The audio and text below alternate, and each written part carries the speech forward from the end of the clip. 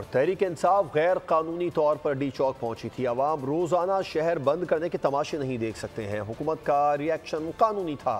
सिंध के सीनियर वजीर शर्जील इनाम एमन की बोल के प्रोग्राम आदिल अब्बासी के साथ में गुफ्तगू। कहा, पीपल्स पार्टी जमहूरी दायरे में रहकर तहफ़्फ़ुज़ात का खात्मा चाहती है।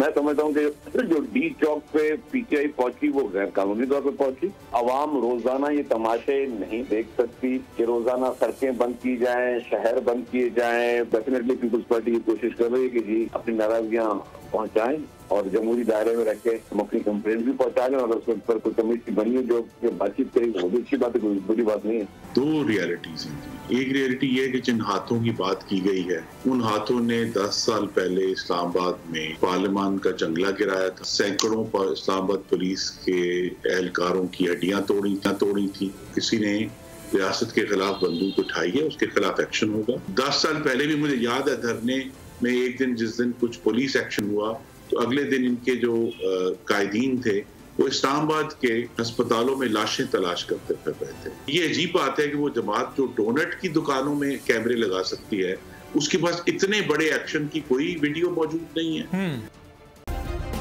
सब्सक्राइब करें और बेल दबाएं ताकि कोई खबर रह न जाए।